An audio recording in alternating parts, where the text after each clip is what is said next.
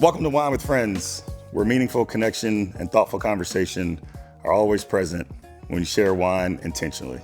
Tonight, I have a very special guest, my brother, John Henson, teammate here at the University of North Carolina, two-time ACC Defensive Player of the Year, 14th overall pick in the 2012 NBA Draft, Jay Hook. Yes, sir. Appreciate you being here, brother. Thanks for coming, man. Look, you got me back into Chapel Hill. Yes, sir. I'm going to go to practice tomorrow.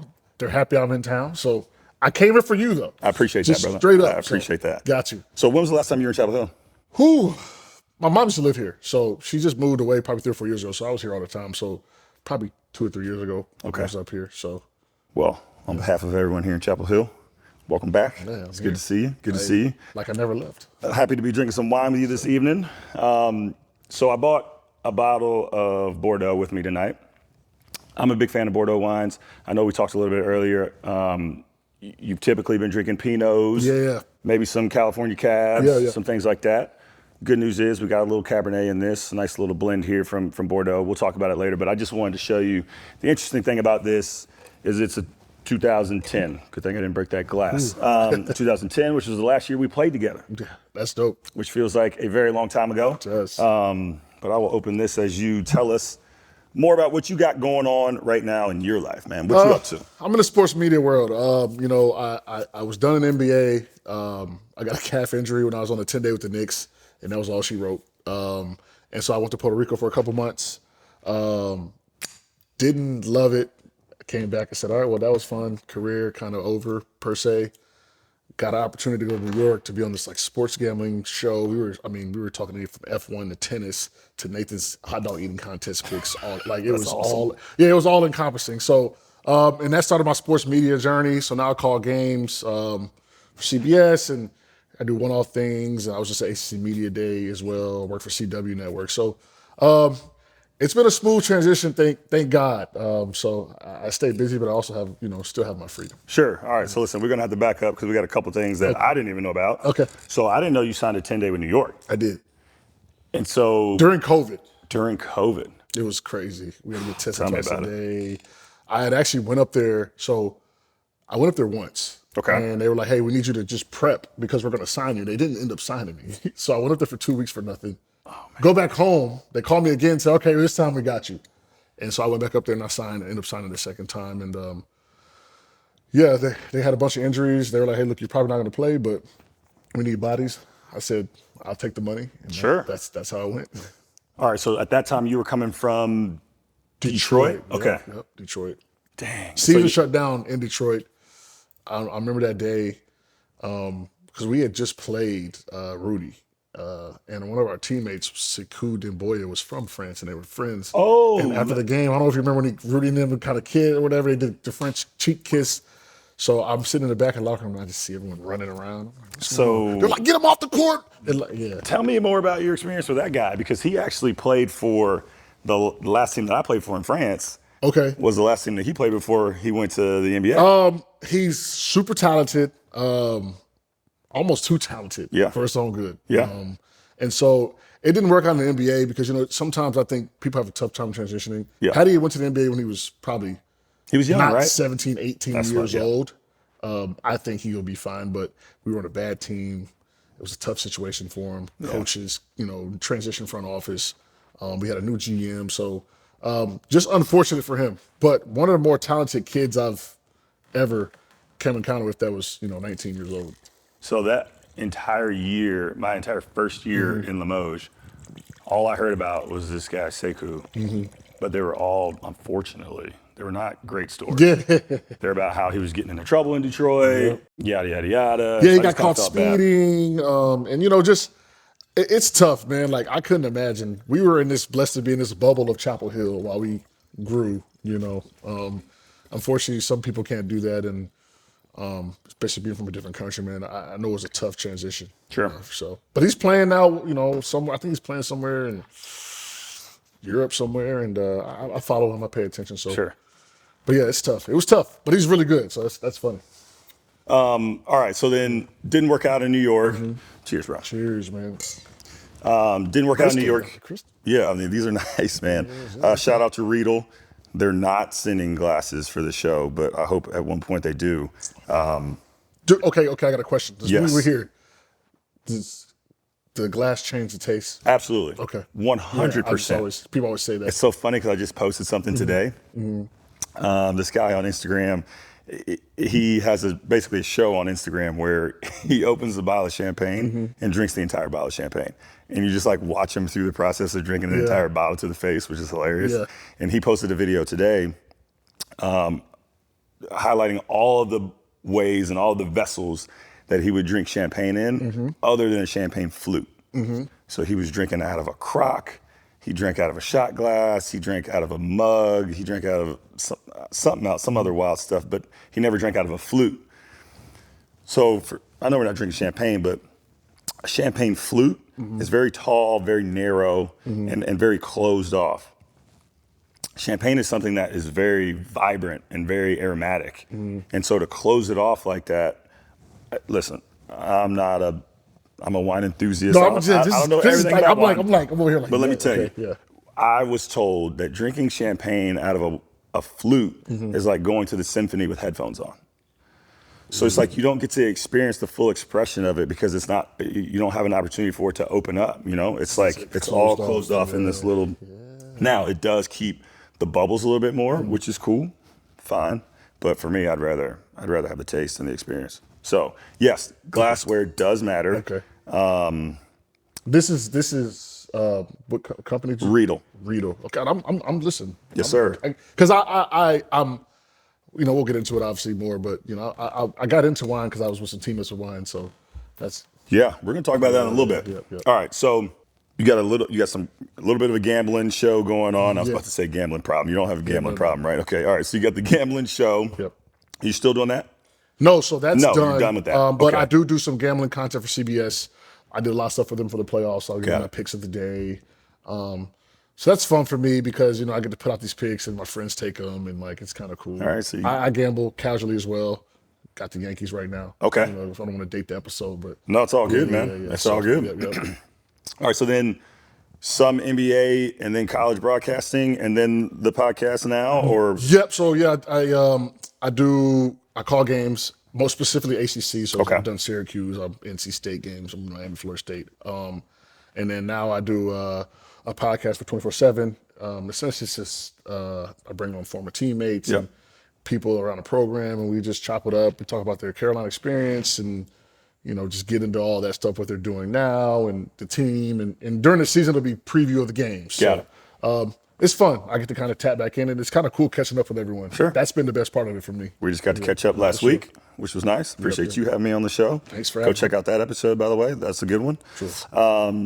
All right, so what's it like being on this side of it now, right? Like it wasn't too long ago that you were playing, and so now you got the headset on. Now you're analyzing games. What's it like watching it from this angle? It's fun. You know, it's work too. Yeah. You know, I don't think people realize, man, it's work. You have to put work in just like any other. Yeah, talk about it. Talk about it. You know, like, what is it that you got to do to prepare? Gotta do your research. You know, especially with this landscape of college basketball. Like I went to AC Media Day yesterday, and I mean, you've got new players, new coaches, Can't imagine. and they're coming from all over the place. So in college basketball, it's so hard just keeping track. So every year's new. Whereas in the NBA, we know Jason Tatum's with the Celtics, we know Jaylen Brown, we know Devin Booker, and we can kind of build on that. And especially the big names, right? Like you would at least expect the big names to stay, or for core groups of folks to stay. But you're telling me that even, I mean, I'm seeing Yeah, it like too. Carolina's got 11 new guys, and everyone's just like, "Hey, how are they gonna look?" I don't know. Right. I don't know. You know, so that's how it goes. Yeah, that's tough. Yeah. All right, so you talked a little bit about it already. You mentioned that the transition has been smooth, but tell us a little bit about what that's been like to not be playing anymore, to now be working, you know, like you said, preparing for things in a very different way now. You know, like what's your routine like that's different? How do you like your life You know, after? for me, I wish I could have squeezed out a couple more years. Unfortunately, I had like a nagging calf injury, and especially my last year where I was going into free agency. I had a couple teams interested, but this is how the cookie crumbles with the Dwight Howard saga, right? Remember the Lakers didn't call him, and he went to the 76ers. Like that was kind of like a deal that I was on the table kind of potentially for me. And I would take the white too. Yeah. No, totally. But And that was really the only team that was showing me interest in a level of guaranteed money sure. for a year deal. So I had to sit out, and I ended up going with the Dicks. This is pandemic. I hadn't played, and so when I got out there, Theo was actually out there. Okay. So get to the Knicks, right? You got to sit in the hotel room for 10 days. Not supposed to leave. I was doing a little workout in the weight room, but I couldn't really. But you didn't leave the hotel. I couldn't leave the hotel. Right. I didn't want to get COVID, and then the deal would get scrapped. Totally. So I'm in my room. I'm like, man, you know what? I'm gonna show them I'm gonna work my ass off. Like, you know, I'm someone want to be here. So I wake up early. I didn't ask what we were doing for the day. Should have done that. Go get in the gym. I'm running on the treadmill. The trainer's just getting me together. I feel like my calf getting sore. I'm like, whatever. We get to the gym. You know, it's during the season. No one really practices. But, you know, the young guys and those guys, clocks. There's clock on the wall, like 15 minutes. Like, we're playing today. Mind you, I have not been playing at that level. I mean, I was 5-6 months. Ooh. So, and I was on a 10-day, so I couldn't just be like, hey, you know, can I maybe? No, you got to play. You got to play. Yeah. Right. And I messed my calf up, and I couldn't play. And the book was already kind of out that, you know, it's injury prone per se. And so that was kind of it. That was. At the practice facility. You know what's crazy? Is I tore my quad in that same practice facility on the first day of training camp when I was playing for the Westchester Knicks. Yeah. So yep. And So wild, man. yeah. So I wasn't necessarily. It was funny because I always, this is the story I always tell. Like, GM brings me in the office. I know he's going to tell me it's time, but it's a little early. It's like day 7. Okay. Because they're going on the road. Okay. So I'm like, He's like, look, man, you know, if you want to rehab and get back together, you know, stay at the facility, but we're probably going to let you go. He's just like, hey, look, you know, you get in shape, get healthy, you know, appreciate this. And, you know, he was kind of like, got some good money out of it too, right? And I was like, nah, for sure. But that was the first time in my life that someone told me that I was not good enough for a basketball team. What was that like? I smiled. It was just like surreal, like, wow, you know, finally that time has come where, you know, like, I'm told that you're not good enough. And yeah, it was a surreal feeling. I kind of smiled like, wow, like, I'm pretty blessed to make it this far. I was 31 Absolutely. at the time. Absolutely. So, yeah, and I went to Puerto Rico. Didn't like that. You played overseas and you played in a lot of places. So what was it that you didn't like? Puerto Rico, I just, you know, it's funny. They promised me, like, you know, hey, we're gonna give you an ocean, you know, a beachfront apartment. But the only thing beachfront about it was like when I looked out the window, I could like see the beach. Kind of on the corner there. Yeah, I could corner of the eye. And then, you know, me and the coach, so I get there, I said, hey, look, I haven't played in a while. Coach is like, oh, we'll see. I'm like, okay. Well, and then my pride took over. So, okay, well, I'm gonna show him, right? So I ended up practicing. His calf gets a little sore. I sat out for a couple of days. Okay. But for the most part, I played. And the coach is like, I don't know, man. It was just beef. I don't know what the beef was, but it was weird. Later found out that I had taken a deal of a couple players that he wanted. I wasn't the guy he wanted. And that was the issue. Yep. And so I practiced a little bit. I said, man, this is not for me. I'm gonna hang it up, and that's how the media career started. Dang. All right, so you jumped right into the media. Yeah. So really was no. And so were you already doing some stuff before that, or how did you know I'd that always you were been going to jump right in? told. Well, I had started when I was done playing. I started like this when the Bitcoin and NFT stuff popped off. Yeah. So I had a friend. We started like a small, it was called the Bitcoin Boys. We started like a small podcast, fun, talk about Bitcoin, NFTs, and you know, small world. One of his best friends was a media agent. He hits me up like, hey, look, you know, I think you could be good at this. Like, I've got an opportunity in New York. Do you want to try? And I'm like, sure. I'm not doing anything. I went up there for an interview. Okay. Called one of my boys who's in corporate, you know, a corporate guy. I said, hey, look, I'm doing an interview. Give me some tips. Yeah. And the rest is history. So that's perfect, man. All right, so it sounds like things have been pretty smooth. No major hiccups in terms of the transition, which I think can be tough for some folks. I'm sure you know some guys. Yeah. I mean, even for me, it's tough because in a sense, like, you know, it's just, you know, I was so good at sports, right? And I was able to control. Now, media you can control, but you can't control sometimes, right? And I'm starting from square one. So, you know, it's it's a slower moving train. It just is what it is. So, where sports, like I go get 20 points and then everybody just is what it is. So Yeah. that's probably been the most difficult part, just staying patient, staying down and wait for opportunities. That makes sense. Yeah.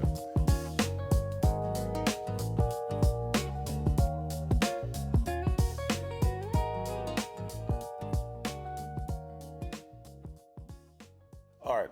So if you had some advice to give to other hoopers or even other athletes, professional or otherwise, when they think about what they're going to do after sport, anything that you learned from this transition, learning from this transition right now that you would have liked to have been thinking about differently or earlier or anything like that? For sure. I was always a guy that when I had maybe opportunities that maybe got me out of my comfort zone, I kind of didn't do them. Okay. You got any Whether it examples? was I was asked to go to Angola for basketball cross-borders or going to certain meetings or talking with certain people. I know I did that, obviously, but I think I could have done more. And so my post-career, I said, I'm never going to turn down an opportunity. I'm never going to turn down something that I feel maybe uncomfortable with or I don't think I may like. And that's why I went to the interview in New York. And that's why I said I'll start tomorrow. And that's why, when I get an opportunity to do something, I say yes. Yep. And so that would be my biggest advice. When you're playing, if you're something out of your comfort zone or there's opportunity, I wish I would have done more of that. So Cool. Well, I appreciate that. I can totally agree with you on that. I think that, in my career, having the opportunity to play in Europe, I did so many things that were way outside of my comfort zone.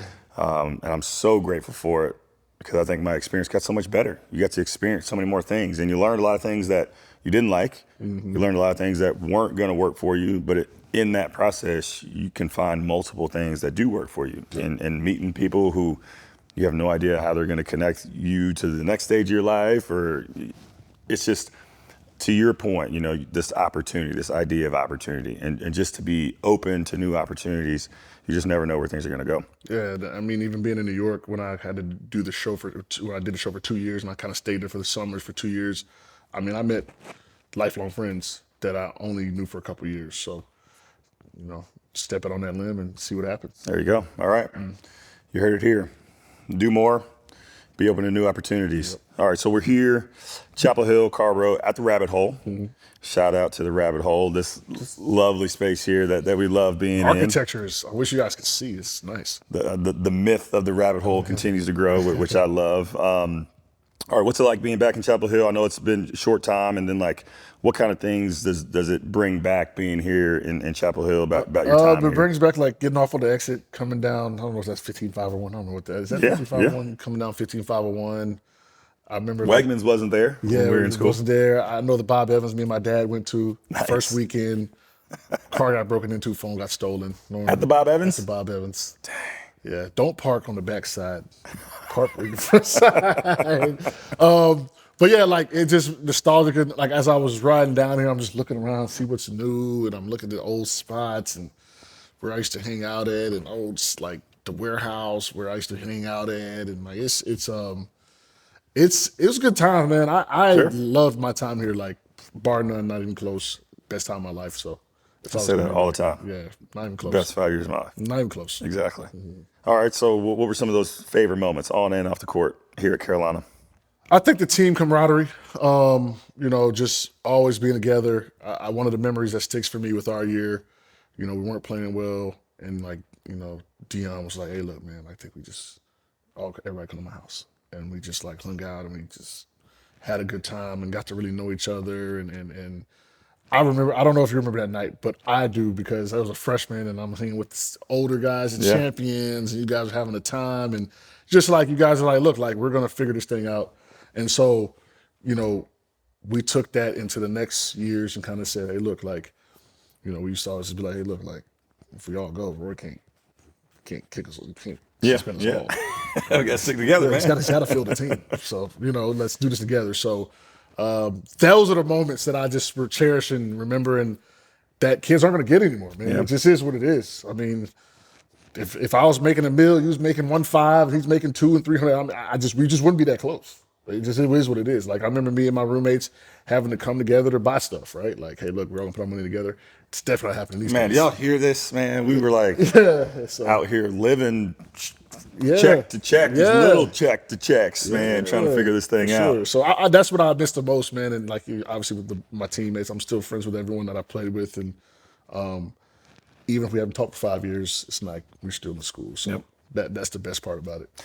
And so, gosh, man, that makes me so happy to hear that because that's a very similar experience that I had, right? Like that time when you're with these guys and such a transformative point in their life. Everybody's kind of going through a lot of things at the same time, but you're all going through it together. We're obviously playing at a very high level in college athletics, which is also something crazy and unique that not everybody gets to experience. And so getting to do all those things together as a unit all the time for multiple years, most of the time 4 years, around this time. Growing up together, essentially. Exactly. Like that's literally growing up together. Yeah. And you alluded to it. This is something that we're not going to be seeing anymore moving forward. And now that you kind of, you're seeing it from your angle as an analyst and as a broadcaster, being at ACC Media today and seeing schools where you're like, I don't even know the players on the team. Yeah, What do you it makes think? me sad because, like I said, that's what. Like we won. We had a good time. We played basketball. Like we had a good time on the court. You guys won the championship. Like, but that was all supplemented by just the off the court, just everything. So I hate that for them. But hey, get your money. Yeah, get your money. Get your money. But get your money. But I feel like it's a bit of a shame that you don't get to experience the college life of an athlete at the University of North Carolina, at a school with such a storied tradition of winning. You don't get to experience it the way that we did, where people came here feeling that it was very important to represent the name on the front of the jersey with class, with integrity, with, all the things that we know are values of Carolina basketball, and to put that first, to put winning first, and now to see that that's under attack. And I'm not sitting here saying that every single player that goes into college now doesn't care about the university, but it's a very different. I mean, like, I'll ask you, would you have paid to come and play basketball at Carolina? Would I have paid? Like, would I have paid? Like, Yes.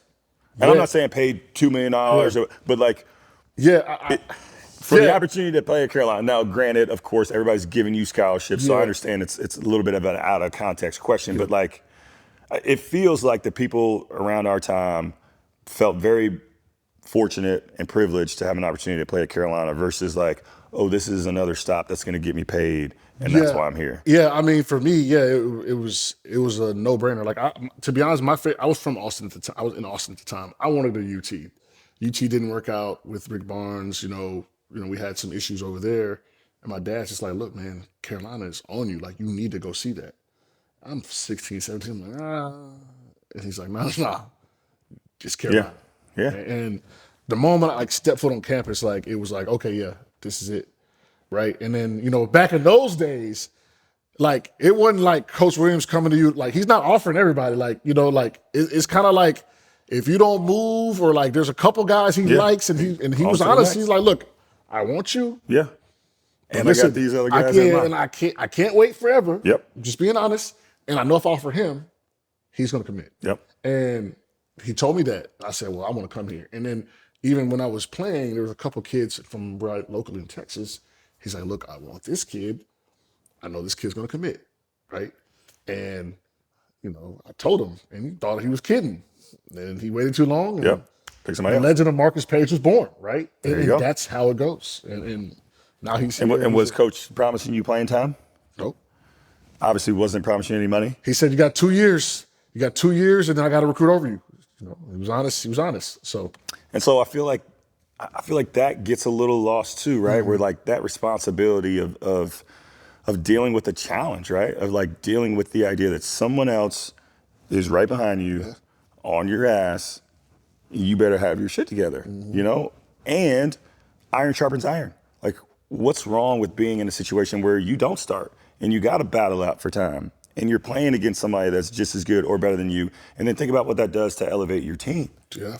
And then your team is in a better position to win, and you know better than anybody when your team wins, Think about all the things that happened to everybody on your team, right? And you know, my whole life has been like I've kind of been like started where I wasn't playing, right, and then I worked my way up. So even in Carolina, I was, you know, top 5 guy, number power forward. They're like, why are you going here? They got Ed Davis, the Ware twins, they got Dion, you Yep. know, like Zeller, like they were like, why are you going there? And I said, look, man, I'm not worried about that. That's not what I'm worried about. I'm going to get there. I'm going to try to, you know, play well enough to earn minutes. And I struggled my freshman year, caught a lucky break, but I was ready. Easy gets hurt, and I was able to play. And that prepared me for my NBA career. I tell people my first 4 years, I started third on the depth chart at my position, third in training camp. And I worked my way into the rotation, and in a couple of years I started. I do not even know how to navigate that, or I'm not even able to mentally be ready for that if I don't come here. Yeah. So it was amazing. Best decision I made. So can't say that enough. Love that, man. Love that. And I don't know. I hope that there's an opportunity for the kids now to learn some of these lessons and to get prepared for that adversity versus like you hit a wall here and like, let's head over here for more money and a new opportunity every year. You know, like I feel like very soon, four schools in 4 years is going to be Bad. relatively normal. Yeah, but I think also too maybe a bad like also that could be bad look on you too as a player. I think it is personally. You know, you got 4 years of like 4 years for schools, like that's tough, right? Like, But I mean, I would imagine move 4 right now. years. It's not like you're going. It's not like you're. And you know, I know they're getting money, but like, it's not like you're like moving to LA. Like this is like Chapel Hill. And you're also not, well, I don't know this, but like, I also don't feel like you're getting $1 million here and then 10 million here and then 20 million here. You know, it's like, oh, I'm getting 1 here. I'm going to go for 1.3 here. I'm going to go for one. One is 500 after taxes. Get you a nice car. Okay, now you're moving. You're moving. That's go have to pay for that. You live in an apartment. Like, you know, great money. Don't get it twisted, but like, you know. There's other things involved that maybe we're not thinking about all the time. Exactly. All right. So you talked about those lessons that you were able to take to the NBA. What was it like for those years in the NBA? What are some of the best moments? What are some of the lowlights of that time in the NBA? You know, I started off like I was in Milwaukee my first year. We went to the playoffs, but you know, a lot of guys didn't want to be there. That was like the old Milwaukee.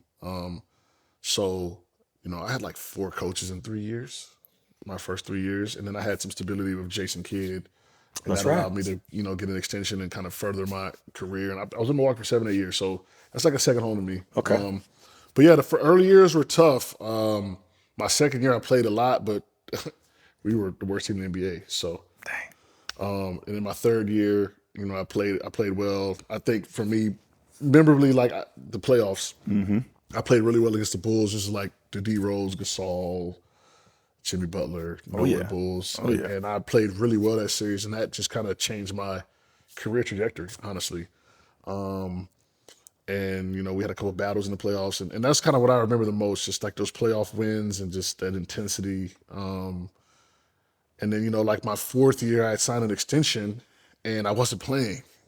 And so that was hard for me because everyone was like, "Oh, you're good. You're set for life. You got 5 more years left to figure it out." I said, I'm not here to sit down and watch. Like, I'm just not that. If I want to sit down and watch, I'll go back to Tampa and sit in my house. So that was a tough year for me. I worked my way out of that, and I ended up playing a little bit. And, you know, as the years when I got traded to Cleveland, which was, I went to, they had just won a championship. So that was fun. Cleveland was a fun city. Cleveland's not a bad city. Okay. People, you know. All right. It's not a bad city. Then I got traded to Detroit for Drummond, and that's kind of where kind of last team I really played for. Okay. So out of all that, I mean, I heard some good things, heard some struggles, but what's your, I mean, sometimes I hate this question, but what's your favorite moment of your time in the NBA? Favorite moment. I would say sitting back, looking at us in the Eastern Conference as a top 3 or 4 seed, or, you know, pushing to be a number 1 seed, you know, and coming from the worst team in the NBA 2 years ago. I think that was the best moment for me. All the guys that were in that year, that season that we were the worst team, Brandon Knight, he got paid, Chris got paid, I got paid. Giannis looking at $100 million deal. So that was the best moment for me to see all the guys that like we sucked. Yeah. And so 2 years later, like, and then the next year they'd won the championship, Yep. right? I got traded, but they had won the championship. So seeing that transition, a new arena, I mean, we were at a seminary. That's where our gym was, like an old seminary. Like it was bad to see that transition. So that was the best moment for me. Being with an organization long enough to see you go from worst to first, it was surreal. And what was it like playing with some of those guys? I mean, you named some pretty Yeah, it was great. notable names. I'm still in the NBA. friends. Chris and Brandon, I'm still really close with. Giannis as well. He's a friend of mine, and I mean, listen, from day one, man. Like I remember Chris Middleton. We worked out his pre-draft. He was riding around in the Ford Explorer. Had to work out for every team in the NBA. I was lottery projected. In a nice car. Getting stressed. You know what I'm saying? So like, that to see his growth, right? Yeah. Now he's all world, NBA, All-Star, all that. So to see his growth it's not talked about a lot because he's a real low-key dude. Yeah.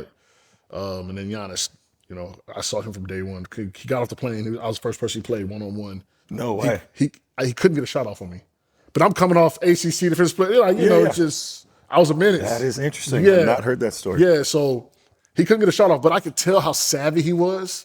I knew he was going to be good. Obviously no one knew he was going to be an MVP, but he was very savvy and I could tell he was going to be a good player. So seeing that from like year 1 to like year 8, it was that makes me happy to think That's about. dope. Yeah. That's dope. All right. We're going to bring it back to wine here a little bit. So you mentioned going to Cleveland. So your teammates in Cleveland. Well, actually, let's just open it up. I mean, I got 2 guys in mind that I'm thinking of, but what was your experience like in the NBA with wine? Did you have some teammates, during your years that were big wine fans? And how did you see guys? I mean, obviously right now you're seeing a big craze. You got Jimmy Butler, Kevin Love, Shannon Fry, Carmelo Anthony, LeBron. I mean, all the guys, McCollum, and I'm leaving out 100 other guys. Yeah. A lot of guys are really kind of diving into this world of wine. What was it like when you were in the league, and did you have some teammates that were into wine? Milwaukee, maybe not so much. We were kind of young guys, but when I got to Cleveland, I really got to see the wine, that's how we bonded as a team. We would have dinners. Well, let's rewind it from Cleveland. Bring it back. Coach Bud, Okay. he would have, we call it breaking bread. And he came from Pop. Pop's a big wine guy. Yep. And so after every game, he would a road game. He had called breaking bread. He'd run out a restaurant or a private air room, and he'd come by, and there'd be bottles of wine on the table and food, and you would just kind of break bread with your teammates and family and girlfriends and wives, whatever you had going on. And that's how I initially started getting into it. And then when I went to Cleveland, we would have team dinners, and I never looked at the names, but I did taste the wines. Yeah, so yeah. It was, I loved it. There would be just bottles of wine on the table, expensive bottles. Those guys long. I can imagine. So I can imagine. That's how I got into it, and then I started just kind of branching out and just getting stuff myself because, you can't drink a tequila every night, right? Like a little wine. Listen, you do what you want, I just say, a little wine's a little smoother. I prefer to have a little glass of wine over tequila, but like a little glass of wine where you're just chilling. Obviously after practice, you may have a game to practice the next day. So, I was in that when that wine craze took off. I was in the middle of it essentially. So again, as I mentioned before, the big names, at least in Cleveland at that time, if I'm not mistaken, Shannon Fry, Kevin Love, who are now owners together in a winery out in Willamette Valley, if I'm not mistaken. Yeah, Chosen Wines. Yep, exactly. Yep. So what do you think? I mean, I love that you bring this up, right? This breaking bread, because that's exactly why we're here, right? Yeah. Like the fact that you can connect with someone over a bottle of wine, to me, is just like it's like my whole world right now. You know what I mean? And it's just so cool that if we were to go to the bar and you were to get a tequila and I was to get a beer, and it's cool to be together and have a drink together.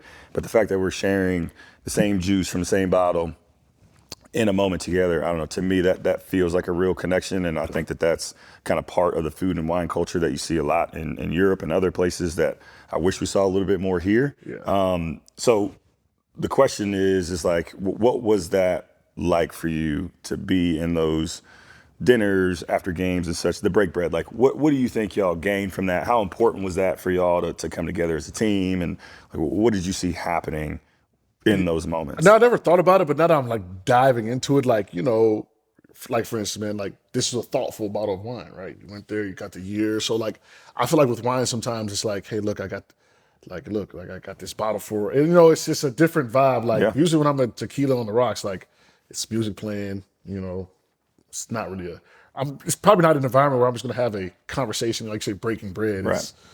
I'm probably active, right? Yeah. So wine just it brings people together, right? Mm-hmm. Like you can share the bottle. This is good. What is this?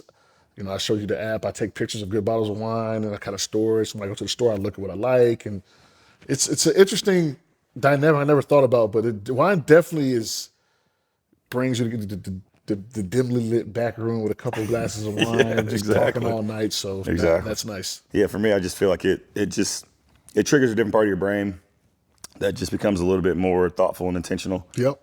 And again, it's just, the connection and that conversation that happens around wine, I think is just a lot different than when you're having a tequila soda or ripping shots of whatever. Yeah, or, whatever. Because It's like, you have a couple shots of tequila, and it take you there, and all of a sudden, wine's a little more. a little easier. Yeah, All right, so what do you think about this one, man? I love it. I mean, this is a Bordeaux. You told me, right? This is a Bordeaux. I don't think I've never intentionally had one, but Okay. this is really good. I like. I was on a cab wave, but Yeah. it's so to me so heavy, like, And I remember I would go to practice. I can say this now. It had to staying on my lip. They'd be like, "You had a good night last time." I'm like, oh, With the yeah. wine Like, stain on your lip from the night before. Yeah, because love that. I wake up and run to practice, right? So, cabs were a little heavy, but my mom got me into Pinot, which is what I drink for the most part now. Okay. Unless it's a special occasion Sure. or something. So this is cool. This is nice. So I love this, man. Cabs are a little too much for me by themselves. Yeah. And so this is a blend with Cabernet Sauvignon, with Merlot, and with Petit Verdot. And so it's nice to get the balance of all the different grapes in there that kind of add a little something, It's good. take a little something away, or balance everything out, right? And so I've always thought of Bordeaux as being really, really balanced. I also love this region in France as well. Okay. Pessac-Léognan, South Bordeaux, sand, gravel, limestone, clay. I don't know. Just the thing about old world wines that I love is that you can really, everybody thinks this is crazy, right? We think about terroir. We think about the ground and in the earth, and like you can just really taste that in these wines is what I love. It's not so one dimensional. There are fantastic cabs out there. Don't get me wrong. But again, I love how this is. You just have a lot of different things going on. You got the fruit, you got the earthiness. You have some tannins, but it's not like something that's like making you, suck your teeth, but you got the acidity too, right? Your mouth's watering a little bit when you drink. I don't know. It just feels like you have all of the things. And just like we're talking about how wine is thoughtful and intentional, this feels something like when you take a sip of it, you're like, oh, dang, what was that? Yes. What's this? Oh, damn, I taste a little bit of that too. You know what I mean? So it's like, I don't know, it just gets my brain going in a way that I love, man. So that's good. There was this one I was going to ask you too, because I'm going to ask you a question. Yeah, I'm please. curious because I went to the store. This guy, it's like a vintage wine store in Tampa. I'm thinking I'm cool. I'm like, let me grab that.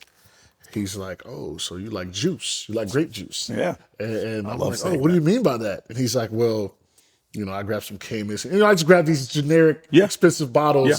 And he gave me a lesson. He taught me a lesson, kind of like, hey, look, like he had a map and he showed me the regions and things like that. And it kind of opened my mind to just not buying the name I've seen, a popular name. Because he was like, oh, you just like grape juice. And he was just like, well, some of these wines are not necessarily from, like you say, the region that they say. Exactly. Yeah, so. And sometimes, I don't know what Pinot Noirs you're drinking. Yeah. But in California, for example, you only have to have a certain percentage of that wine be a certain varietal for you to call it Pinot Noir. It can be 75% Pinot Noir and 20% something else, 5% something else, and all I have to stick on the label is Pinot Noir. Yeah, no, he put me on game. Like, Like I was embarrassed. I'm like, oh, let me put that back. That's very interesting, right? And it's like, I don't know, just the transparency of what you're drinking. And we've talked on previous episodes about kind of the big names, and they produce so much wine. Yeah. So it's very difficult to control the quality of something that you're producing so much of. So you're buying grapes from over here, you're buying grapes from over here. Yep. You know, it's like you don't have that quality touch that a lot of the smaller producers, I mean, even well-known names, but just smaller producers, right? You know, on one of the episodes before, we were talking about champagne. And you think about some of the big name champagnes that are producing millions and millions of cases of champagne a year versus another producer, Charles Heisig, that's producing 40,000. So like even the difference between 40,000 and 1 million, I mean, that's huge, right? And so like think about the care that's taken in those 40,000 versus a million. And so when you see those big names and it's like, yeah, that doesn't necessarily mean bad wine.